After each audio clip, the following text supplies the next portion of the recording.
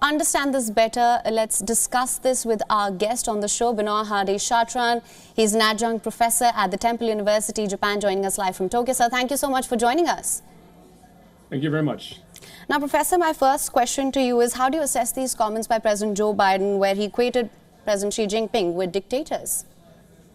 Well, to be honest, I was a little bit surprised, as I'm sure many observers of the U.S.-China relations were. As you mentioned in your introduction, this happens on the heel of a very important visit by U.S. Secretary of State Antony Blinken to Beijing. And this visit by Blinken was very important. The relationships between the U.S. and China over the last few months, but overall over the last few years, has really been dwindling to very worrying levels, to levels of instability that we had not seen in decades. So the visit by Blinken was really meant to reestablish the relationship on a much more stable ground. And now these comments might undo at least partially the efforts of Antony Blinken, because they will, I expect, elicit a response, a strong response from the Chinese side. So yes, I was surprised to hear these kinds of comments by the American president. Right, Professor. Interesting you mentioned that, because I was just going to come to this. As I mentioned earlier, this comes after Antony Blinken's visit. Now, that was aimed at easing tensions between the two. So how do you assess the relationship at this point? Well, the relationship has really been going in a wrong and negative direction for a long time now. One of the biggest problems between China and the United States is the very wide array of concerns, of tensions. Even if you do solve the issues on one ground or one aspect of the relationship, there remains a large number of other bilateral issues.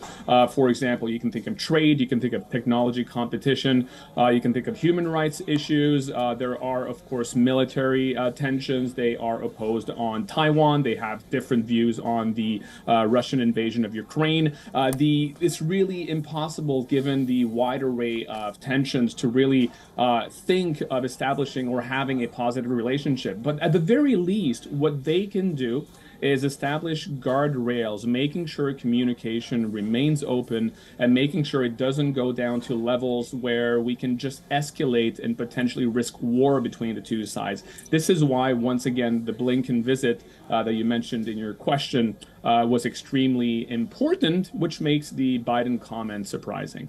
Right, absolutely, Professor. Now, just as you mentioned as well, cooperation between the two, it is deemed important in terms of trade, climate cooperation. Now, how do you see the relationship evolving going forward, and what will be the implications of further tensions, if any? Well, that's the big issue, is if tensions remain at the level they are now, is that really limits the prospect for cooperation. And a lot of the issues that the United States and China are facing have an impact on the rest of the world.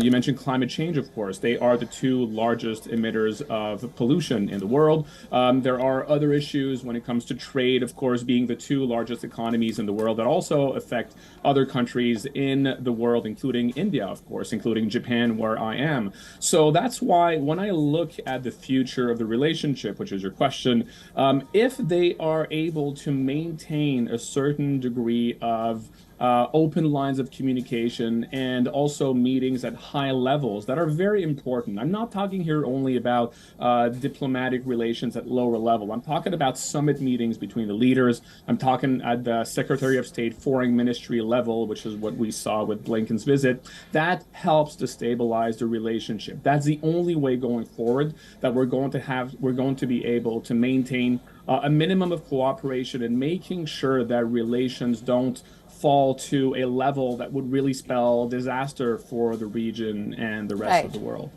Right. Well, Professor Chatran, thank you so much for joining us on this broadcast with your insights on this. It was my pleasure. Thank you very much. WION is now available in your country. Download the app now. Get all the news on the move.